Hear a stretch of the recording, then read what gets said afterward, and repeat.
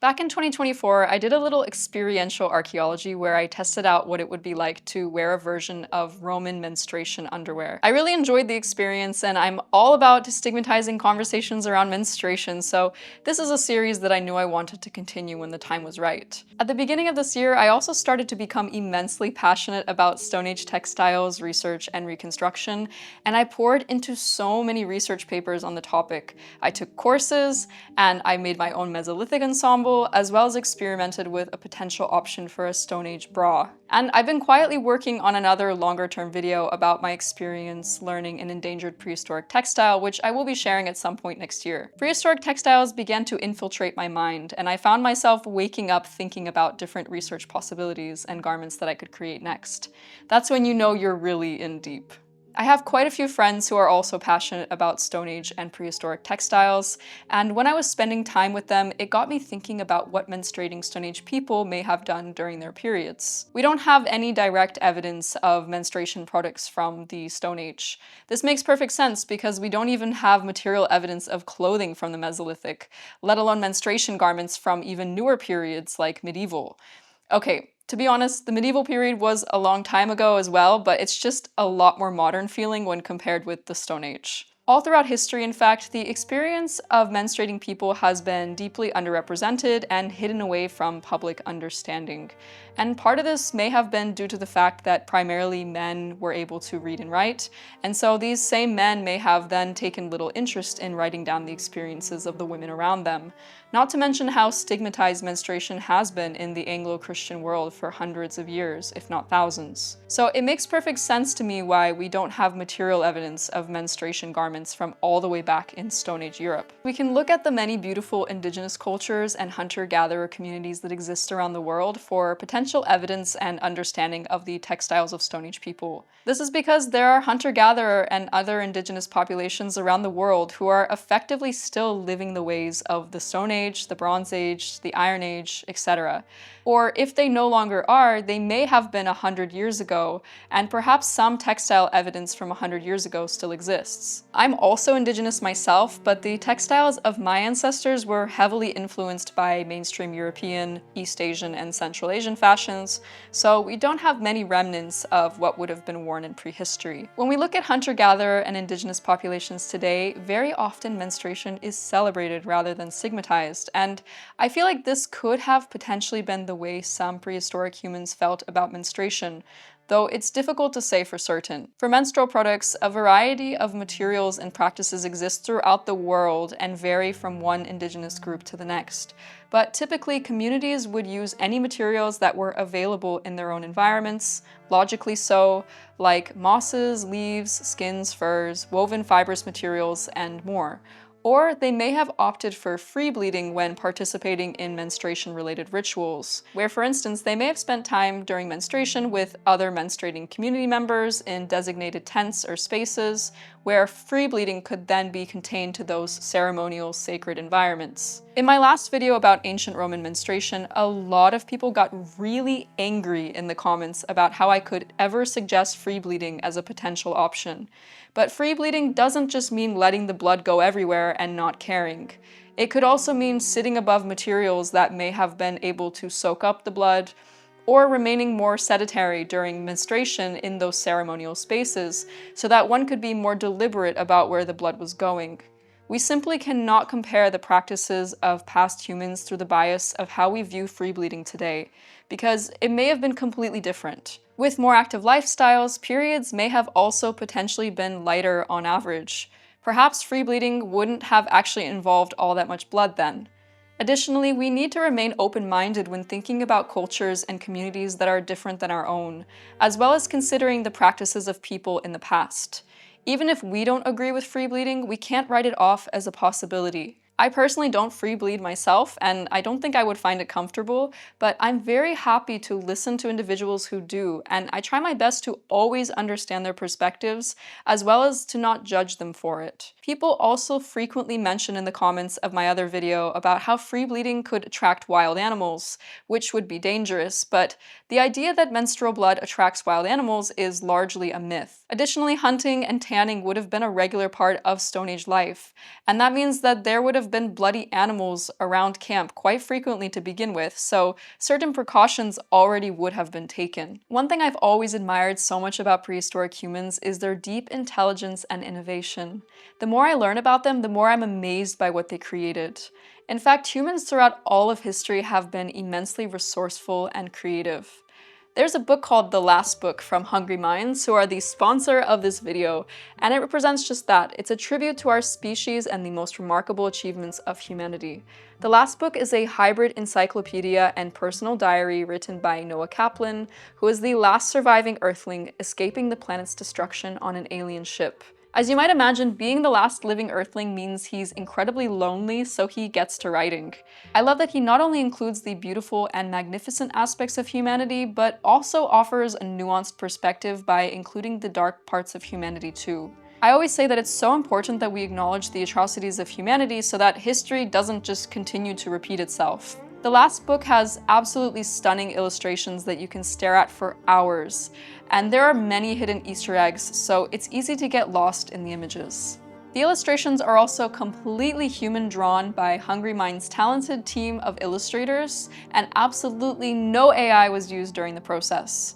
I'm someone who likes to avoid AI slop at all costs, and I feel like it's completely dominating the internet at the moment, which drives me absolutely crazy, so it feels really nice to be able to admire such fine craftsmanship and not have to worry about that aspect. One of my favorite topics that Noah Kaplan covers is a section called Why Things Changed and Where We Thought Those Things Were Going, which talks about humans' relationship to evolution, which is something that I think about a lot with my love for research about prehistoric humans. The way the information is presented really encourages me to think bigger and causes me to feel even more inspired by the true vastness of what humans have created. The Last Book is also made from such high-quality materials with a gorgeous, sturdy embossed cover, and these stunning pages with an aged effect that truly transports you to another time. With its emotional storytelling and unique presentation of historical knowledge, The Last Book makes a wonderful holiday gift that blends intellect, beauty, and inspiration, perfect for a loved one with a curious mind and a deep love for the history of humankind, just like me. And if you'd like to buy a holiday gift set, Hungry Minds offers a bundle option where you can purchase the book as well as the Last Book together, as well as Octopolis puzzles and other options. To get your very own copy of The Last Book with a special holiday discount of 10%, follow the link in my description or scan the QR code here on screen and use code BIRCHXmas to get the offer. Thank you so much to Hungry Minds for sponsoring this video. There are many factors to consider about prehistoric menstruating people when it comes to their needs for menstrual products in the first place. They lived an extremely active lifestyle, so there's a chance that they may have had fewer and lighter periods than we do today, as I mentioned a little bit earlier, and people have a misconception that pregnancy was a constant part of fertile life. However, this isn't necessarily the case.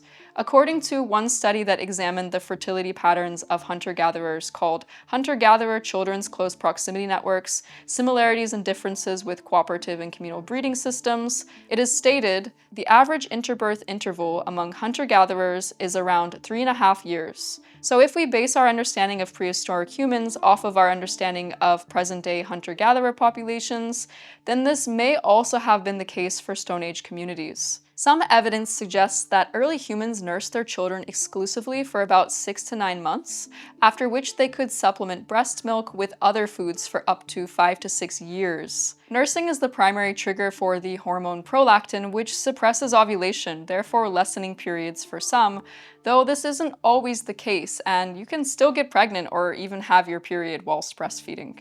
Additionally, some prehistoric communities may have faced food scarcity to a degree that we typically don't in the global north, especially if we live lives where we have enough to at least make ends meet and get food on the table every day.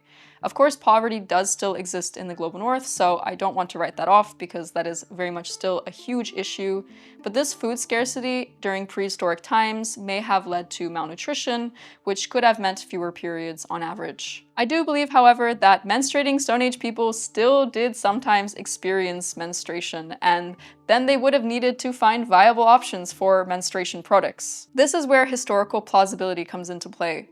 Since we don't know exactly how Stone Age people made menstrual products, we have to work with what we do know about Stone Age textiles, which is the materials and tools that they may have used. For my own Stone Age menstruation underwear, I will be using this chamois tan deerskin, which I stitched into a belted loincloth, and then I'm stitching on some tinder fungus that was kindly gifted to me by a Stone Age friend. You can see the chunk of the tinder fungus here with how it looks when it is growing on the tree, though this specific sample was partially eaten internally by some other type of fungus, which is actually really cool, but it's not completely a great sample of an example, but it's the best that I could find, and I harvested it this past summer. And these internal spongy pieces are from a friend, and they've already been sliced down, so they're ready for use for creating fires. Tinder fungus is a common Stone Age material and was even found amongst the things that the ice mummy Ötzi once carried. For the design of the loincloth, I consulted with another male Stone Age friend of mine who advised me on what he did for his own loincloth. There's a likelihood that people of all genders wore loincloths in the Stone Age, but within the Stone Age reconstruction community, it tends to be worn primarily by men, which is why I hadn't made one myself yet, and I'm speaking this tense because I'm actually in the middle of the experiment as we speak, and I'm currently wearing the loincloth. With this loincloth, it's essentially in 3 sections. The middle piece is wide enough to cover all your private parts, and then I stitched that to 2 wider and longer pieces that needed to be able to cover the front and back side and also drape over the belt to produce more coverage. For the tools, I cut all the deerskin with a flint blade napped by another friend in a Stone Age way and using Stone Age tools, and a bone awl that I made, along with a bone needle which I purchased, and then finally hemp cordage for the thread. I poked holes with the awl first, and then I brought the cordage up with the needle. And once I had the main part stitched together, I tried on the garment to figure out where to add the belt. Hi everyone, it's time for the experiment, and I've made my Stone Age loincloth, as you can see here. It's nice and long, because my friend that gave me advice on how to make this, he mentioned that I should keep it longer, so not make it short as he did, because he made a little bit of a error there. So it's nice to learn from my friends' mistakes and for them to inform me of what to do. So as you can see here, I've got this center part that I'm dangling it on my hand, and then I've got the front and backs, which is just these long pieces that are going to kind of get draped over a belt. Except I haven't attached the belt yet because I'm actually going to try everything on first. And as you can see, I'm wearing my period demonstration outfit, which is my Volga Tatar ishsan that I made from my culture, and also an 18th century, 19th century bedgown. So this is my period demonstration outfit that I seem to wear in these videos, and I think it's great because it actually matches my period. It's the little things in life that make me happy. So I'm going to try this on now and see how it is on my body, and then figure out where the belts need to go so I can attach them to the back of the garment. I can actually lower you all so you can see better what's going on. Wrap it underneath me. And then it's gonna go something like this with the drape. I feel like a loinclothed woman for sure.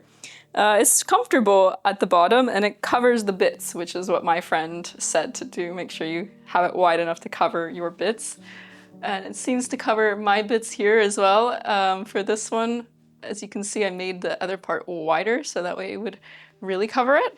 I need the belt to be about here. So I've got my spot here marked, and I'm going to go and attach the belt now, and then actually try it on and add in some tinder fungus so that way we have extra coverage and we don't have to wash the loincloth as often, because that's always good. So I added the belt by using the same stitching methods as before, but I went through each hole twice to reinforce the stitching and to, not have the belt come off in the middle of wearing it.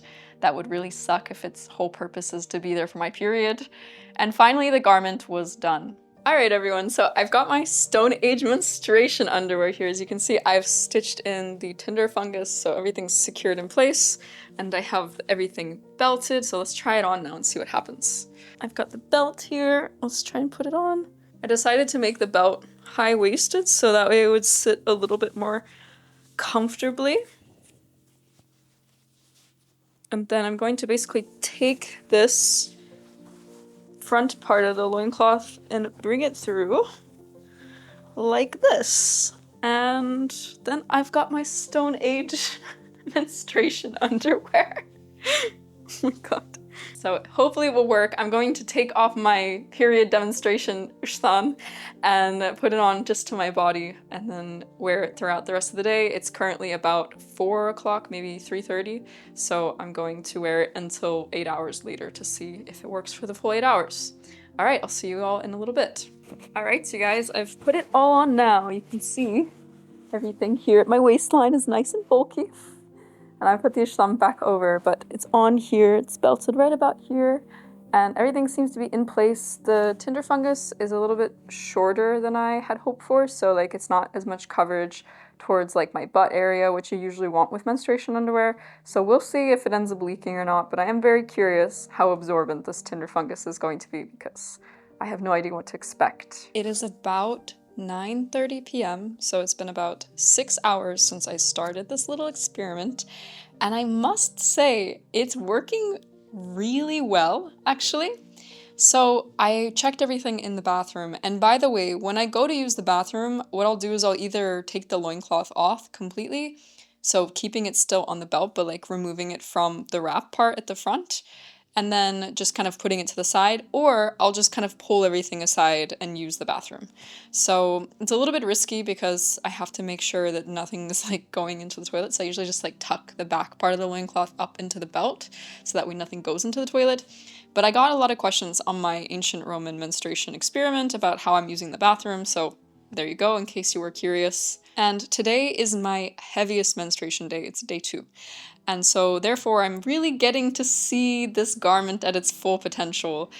So wherever the tinder fungus was and there ended up being blood on it, there's absolutely no leakage. Nothing seeped out to the other side. None of my garments, except for the loincloth in and of itself, got any blood on it, so that's great. It's able to protect from that. And then, unfortunately, a little bit of blood leaked out onto my loincloth and not on the tinder fungus, but that's because I think I would need to stack more tinder funguses together and kind of create like a wider area of protection from the loincloth. So that way it would be easier to clean as well, because at the end then I could just like remove the tinder fungus and then everything on the loincloth would still be clean. I'm just thinking of Stone Age people here because you can obviously wash chamois deerskin, no problem. You just would have to do it like in a river or some sort of body of water during Stone Age times, or maybe even boiling it in hot water, something like this. But for my own sake, I wanted to kind of imagine that they probably weren't washing them every day, especially every day of menstruation. So I wanted to see what would be the best way to kind of protect the chamois from any kind of blood. But yeah, I would have needed to make the pieces of tinder fungus a bit wider and maybe stitch more onto the sides. But even with modern menstruation products, you can have this problem a lot of the time that blood will leak out on the sides of them unless there's like wings or something to be able to cover the sides of your underwear. I also have been asked a lot in my other video about what I've done for my own menstruation products. So typically I'm a menstrual cup user, a period underwear user, or I use some of my historical versions. Or sometimes I will use reusable pads on undergarments that are more modern. So everything I use is more like zero waste and eco-friendly, so that way I don't have to deal with the waste. And because of that, I did get a lot of questions in the last video I made about the smell. And I would have to say that the odor with this kind of experience is really not strong because there's enough breathability in the material that things are actually kind of drying out in between layers. So it's not just like everything is super moist and like capturing and trapping in the odor. I feel like in my experience, the most odor has always been when I've used commercial period products that are like one-time throwaway, because I think they add a lot of perfumes and like weird things into the pads, and then I feel like that always makes the odor just so much stronger and so much worse. So yeah, I got a lot of questions about this in the last video, and in this one specifically I wanted to tackle some of those questions so that people could have them answered. So if you feel like this is TMI, then this probably isn't the video for you, because this video is about destigmatizing menstruation and giving a really well-rounded picture about what this experience is like. I'm honestly incredibly impressed though. It doesn't surprise me all that much that chamois deerskin would be extra absorbent, because it's literally the kind of material that people use to like wipe the water off of their cars. So it doesn't surprise me all that much that it's super absorbent, but then also with the tinder fungus on top, it's just amazing how much that this material can absorb. I can absolutely see this as being a very viable and very effective solution during the Stone Age. And I can absolutely imagine that humans during that period would have reached towards an option like this, especially since tinder fungus was so incredibly common and so many people had access to it and needed it for everyday life and for starting fires, for instance. Some other materials that I feel like would also maybe be suitable is like cattail fluff, maybe sandwiched in between loincloths, so that way you could have like a pocket almost in the loincloth that you could create that you could then fill up with different materials like the fluff of a cattail, or perhaps some sort of mosses that you could also cover up. So I feel like there's also many other solutions, but this tinder fungus and the chamois deerskin combination seems to just be super effective. Also, it was such a good call on my part to stitch down the tinder fungus. It really would have been going all over the place had I not put some cordage there to just hold it in place. So I think that was such a good idea on my part. I did make the belt area, however, a little too high on the loincloth, probably by about 1.5 centimeters. So I probably do need to adjust it, but it's suitable enough. It's just like a little bit higher up on my body I've been tying it. I think that's because when I originally tried it all on for the camera, when I was measuring it, it was over those Aslan trousers, so I probably should have compensated for that by bringing it down another inch, but I didn't.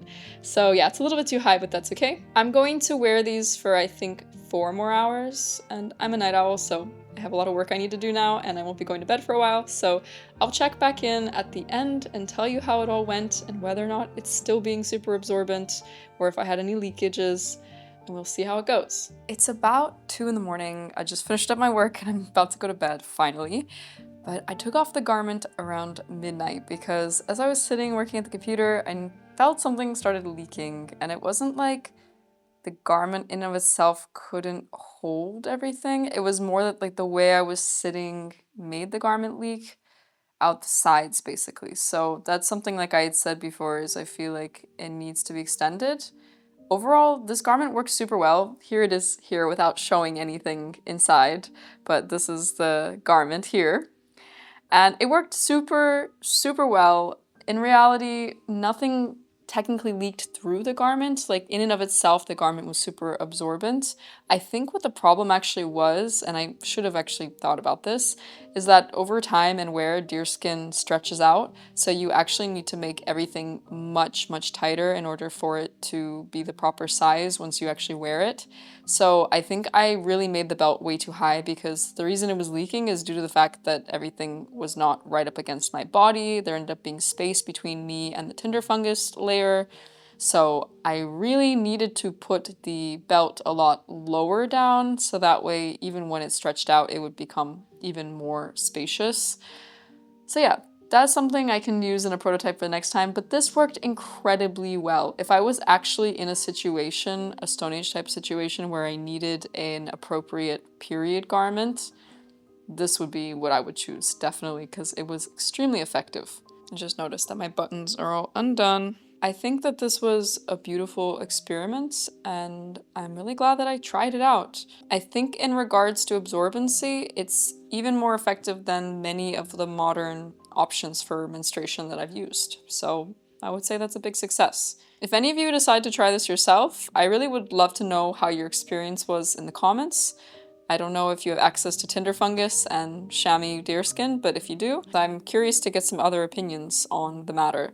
If there are some other periods, where you would like to see me try to recreate menstruation garments from or period garments from, please do let me know as well because I would love to try this out for other time periods and other cultures. I do have a few other in mind that will be coming up in the future, but this is what I had planned for the moment because something about Stone Age menstruation options just feels really enthralling to undertake the experience of. Thank you so much for watching, and I will see you all in a week for another video.